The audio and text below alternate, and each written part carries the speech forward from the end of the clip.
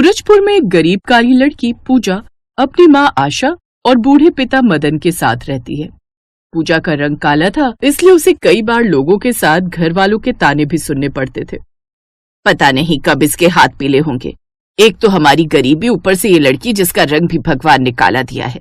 पता नहीं इसकी शादी कैसे होगी, कौन इसे पसंद करेगा। जो इसकी किस्मत में लिखा होगा वही होगा। आशा, तुम चिंता क्यों करती हो? अपने माँ बाप की बातें सुन पूजा की आंखें नम हो जाती हैं। ऐसे ही कुछ दिन बीतते हैं।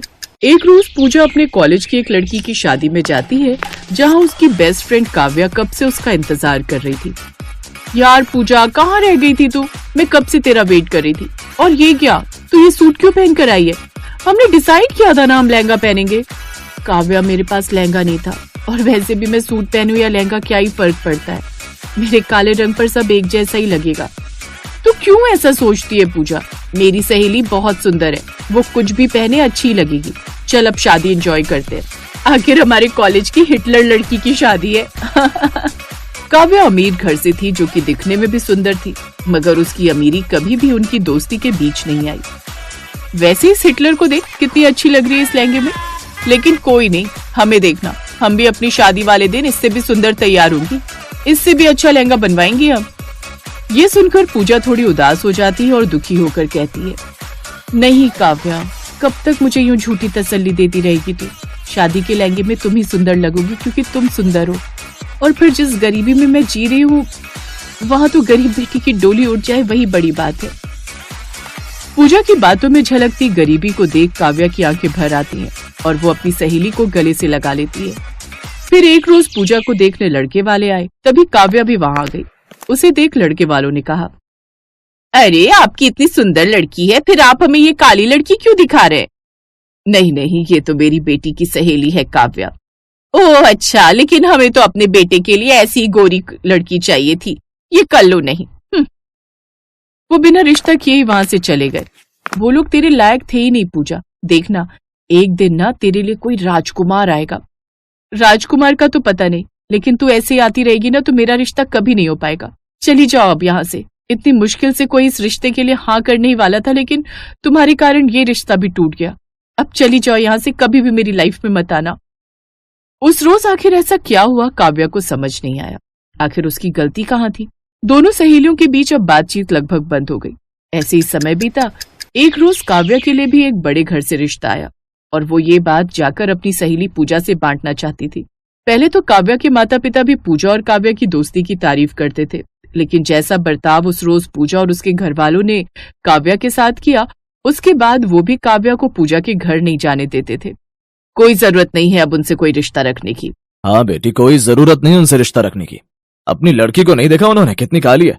हमारी बेटी को देखो कितनी सुंदर है, तभी उसे कितना अच्छा रिश्ता भी मिला। और ये गरीब लोग कभी ना कभी अपनी औकात दिखाई देते। तुम तो बस अब अपनी शादी की तैयारी करो। अब दोनों सहेलियों के बीच दरार आ चुकी थी। ऐसे ही समय बीता। फिर एक दिन काव्या की शादी निखिल से हो गई। काव्या का मन तो था इस शादी में पूजा को बुलाने का, लेकिन उसके घर वाले नहीं माने। काव्या शादी कर अपने अमीर ससुराल आ गई और पूजा को अभी भी कई लड़के देखने आते, लेकिन उसकी काली सूरत देख रिश्ते के लिए मना करते थे। ऐसे ही समय बीता। एक रोज जब पूजा के पिता रिक्शा चलाकर घर जा रहे थे, तभी रास्ते में उन्होंने देखा कि एक लड़का बाइक पर जा रहा था और पीछे से एक गाड़ी ने उसे टक्कर मार दी, जिससे उसको हल्की सी चोट आई। अरे तुम ठीक तो हो बेटा? जी शुक्रिया, आपने मुझे बचा लिया, नहीं तो उस आदमी ने तो लगभग मुझे मार ही डाला था। हाँ देखा मैंने, लेकिन तुम्हें ज्यादा चोट तो नहीं आई? नहीं अंकल, लेकिन हाँ बाइक का नुकसान हो गया। तभी वहाँ से गुजर रही पूजा मंदिर से लौट रही थी। वो उन दोनों को देखकर वहाँ पर आ जाती है। क्या हुआ बाबा, सब ठीक तो है ना? इनसे लड़ाई झगड़ा हो गया क्या? नहीं नहीं बेटी, वो इस लड़के को एक गाड़ी वाले ने टक्कर मार दी थी, तो मैं तो बस इसकी मदद कर रहा था। अच्छा, वैसे आप ठीक है ना? खरोच तो नहीं आई है ना आपको? जी नहीं, मैं बिल्कुल ठीक हूँ। अच्छा अब मैं चलता हूँ। अच्छा बेटा, आराम से जाना। पूजा अपने पिता के साथ घर आ जाती है, लेकिन राहुल अभी भी पूजा को ही देखे जा रहा था। वो उसके काले रंग को ना देखकर, उसकी मधुर आवाज, लंबे बाल और उसके बोलचाल के ढंग को देखकर उस पर फिदा हो जाता है। भले ही इसका रंग सांवला, लेकिन सचमुच में बहुत ही सुंदर है, और कितनी सादी और ख्याल रखने वाली भी। और फिर वो पूजा के बारे में सोचते हुए घर आ गया। अब वो उसी के बारे में सोचता रहता। वो लड़का और कोई नहीं बल्कि काव्या का ही देवर था। फिर एक रोज, क्या बात है देवर जी, किन ख्यालों में खोए रहते हो? कोई लड़की का चक्कर है क्या? बिल्कुल सही पहचाना आपने भाभी। अरे वाह, क्या नाम है और कहाँ रहती है बताओ। भाभी उसके बारे में कुछ नहीं जानता, अच्छा, लेकिन उसका घर आपके मायके वाली जगह पर ही है। भाभी वो लड़की ना मुझे बहुत पसंद आई, आप माँ से उसके बारे में बात करो ना। माना वो हमारे लेवल की नहीं है, थोड़ी गरीब है। मेरे एरिया में तो बहुत सुंदर सुंदर लड़कियां रहती हैं, कौन सी है वो। तभी वहाँ काव्या की सास आ जाती है। काव्या बहू, मेरी बहन की देवरानी की बेटी की शादी है, मैं तो नहीं जा पाऊंगी, तो तुम चले जाओगे क्या। ठीक है माँ जी, हम चले जाएंगे। फिर सास वहाँ से चली जाती है। देवर जी, आप भी चलेंगे क्या शादी में। नहीं भाभी, मैं बहुत चला गया दूसरों की शादी में, अब तो मुझे अपनी शादी में जाना है। जब तुम वहां से लौटोगी तो माँ से जरूर बात करना। अब काव्या अपने पति निखिल के साथ दिल्ली शादी में चली जाती है और हफ्ते भर बाद वहाँ से लौटती है। तब राहुल उससे उस लड़की से रिश्ते के बारे में बात करने के लिए पीछे पड़ जाता है। काव्या उसके साथ जाती है। देवर जी, ये घर तो मेरी बचपन की सहेली पूजा का है, आपने उसको पसंद किया है। अरे वाह, ये तो और भी अच्छी बात है, फिर तो सारा मामला सेट है। नहीं राहुल, इतना आसान नहीं है, क्योंकि हम दोनों की बातचीत बंद है, कुछ गलतफहमी की वजह से। तो फिर तो सारी बात ही खत्म हो गई काव्या। अगर गलत फहमी है तो उसे खत्म करो और जाकर उससे अपने देवर के रिश्ते की बात करो। फिर बड़ी दिनों बाद काव्या अपने बचपन की गरीब दोस्त पूजा के घर जाती है। वो उसके घर का दरवाजा खटखटाती है तो दरवाजा पूजा खोलती है। काव्या को देख वो उसको गले लगाने के लिए आगे बढ़ी, लेकिन फिर रुक गई। कैसी हो काव्या। मैं ठीक हूँ, तुम कैसी हो पूजा। और अंकल आंटी कहाँ हैं। हटो, मैं उनसे बात करने आई हूँ। आंटी, उस रोज मैं जानबूझकर नहीं आई थी, लेकिन फिर भी आपको लगता है कि गलती मेरी ही है, तो मैं अपनी गलती सुधारने आई हूँ, अपने देवर राहुल का रिश्ता लेकर। ये राहुल है और ये पूजा को पसंद करता है। तुम तो वही। हाँ अंकल, मुझे पहली नजर में पूजा भा गई। अब पुरानी बातों को भूल जाओ पूजा, और मेरी देवरानी बनने के लिए तैयार हो जाओ। मैं कहती थी ना, तेरे लिए एक दिन राजकुमार आएगा। पूजा रोते हुए काव्या के गले लग जाती है, जिसके बाद सब गिले शिकवे दूर हो जाते हैं। कुछ दिन बाद राहुल और पूजा की सगाई तय हो जाती है। सगाई से 2 दिन पहले, माँ आपकी ये वाली साड़ी ठीक है, मैं इसी को सगाई में पहन लूंगी। तभी वहाँ काव्या आती है। नहीं, अपनी सहेली के रहते हुए मेरी दोस्त एक बार फिर अपने सपनों का गला नहीं घोटेगी। तू कल ये लहंगा पहनेगी जो मैं तेरे लिए लाई हूँ। मैं जानती हूँ मेरी सहेली इसमें एकदम राजकुमारी लगेगी। तू सच में बहुत अच्छी है काव्या। पूजा काव्या के गले लग जाती है। फिर सगाई वाले दिन वो उसी लहंगे को पहनती है जिसमें वो बहुत ही प्यारी लग रही थी। फिर कुछ दिन बाद पूजा भी शादी कर अपने अमीर ससुराल आ जाती है। अब दोनों सहेलियां एक दूसरे के साथ पहले की तरह प्यार से रहने लगती हैं।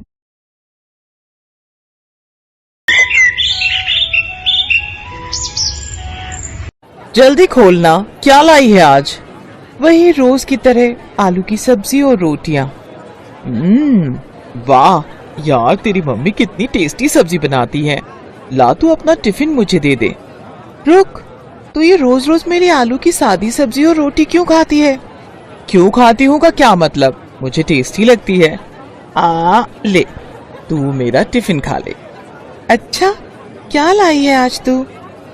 मुझे नहीं पता, खुद खोल के देख ले।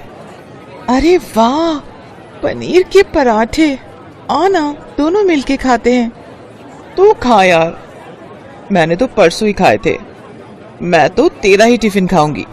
ये कहानी है इन्हीं 2 सहेलियों की, गरिमा और अंकिता।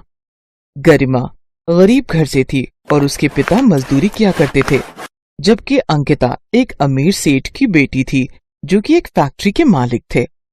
अंकिता जानबूझकर रोज गरिमा के टिफिन से ही खाना खाती थी और उसे अपना टिफिन दे देती थी ताकि गरिमा भी अच्छा खाना खा सके। फिर एक दिन, अंकिता सुन, कल मैं कॉलेज नहीं आऊंगी। हैं? पर क्यों? तेरे बिना मेरा दिल कैसे लगेगा यार। वो मुझे पापा के साथ एक रिश्तेदार के यहाँ जाना है, जरूरी है। अच्छा, कोई लड़के वड़के का चक्कर तो नहीं है।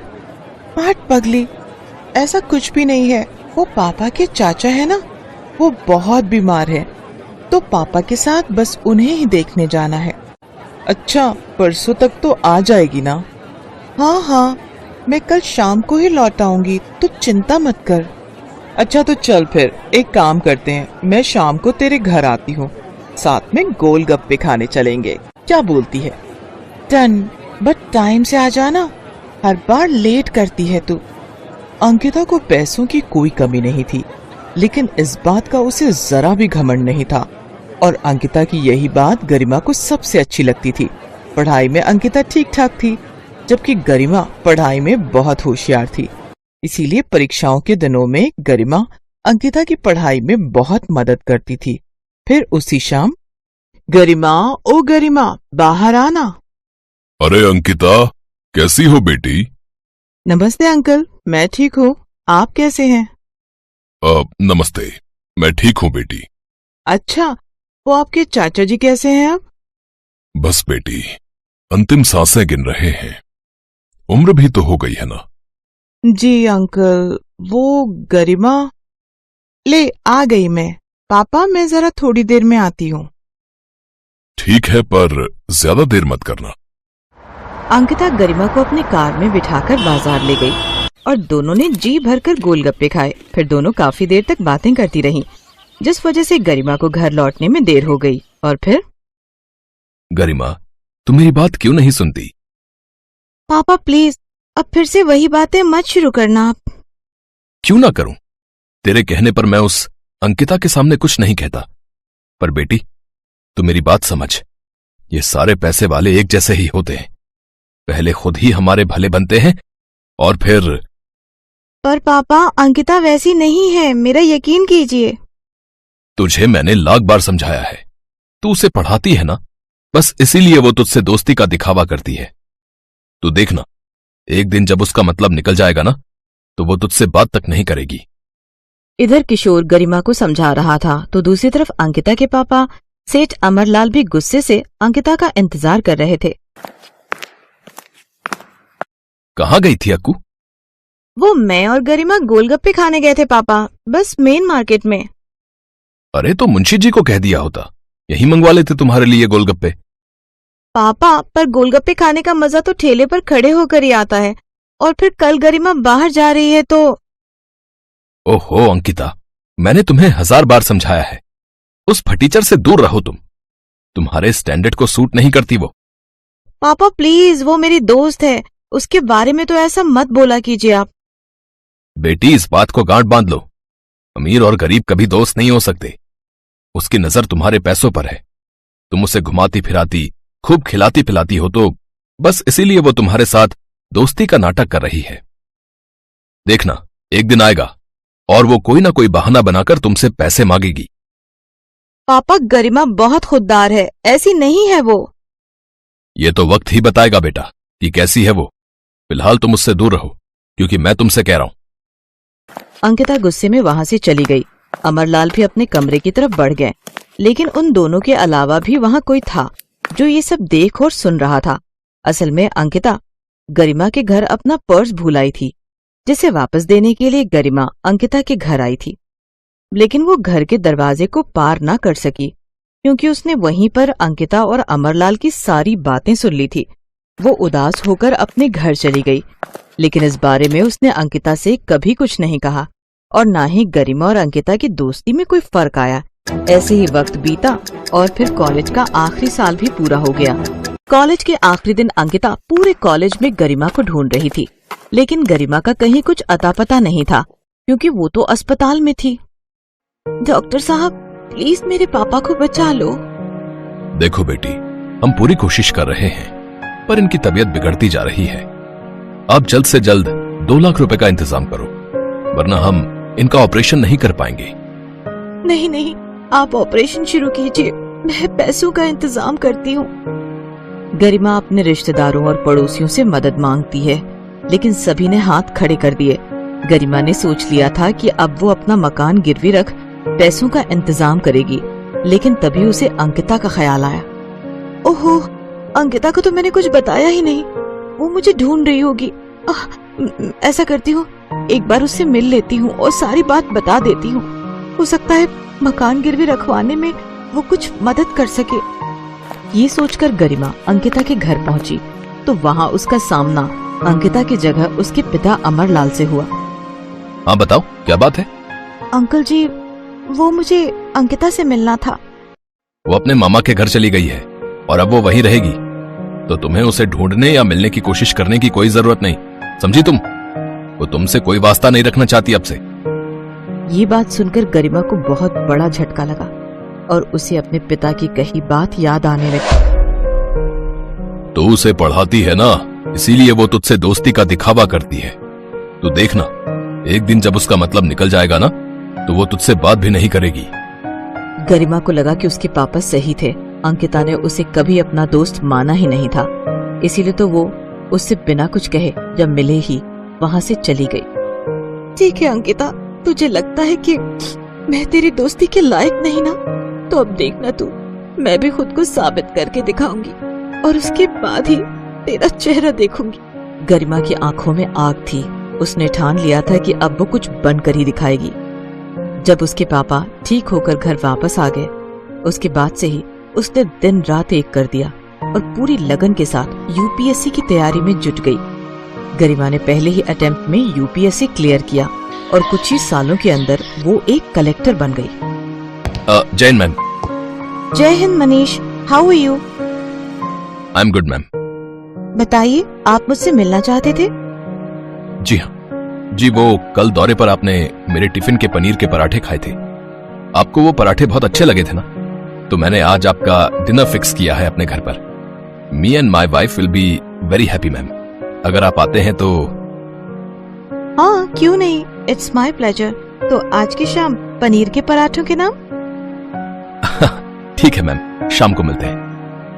लाल बत्ती लगी गाड़ी से गरिमा एसपी मनीष के घर पहुंची। मनीष ने उसे गेट पर रिसीव किया और फिर मनीष ने गरिमा से कहा, ma'am, meet my dear wife Ankita. पूरे 5 सालों के बाद अंकिता और गरिमा एक दूसरे के सामने खड़े थे। दोनों एक दूसरे को देखकर हैरान थे।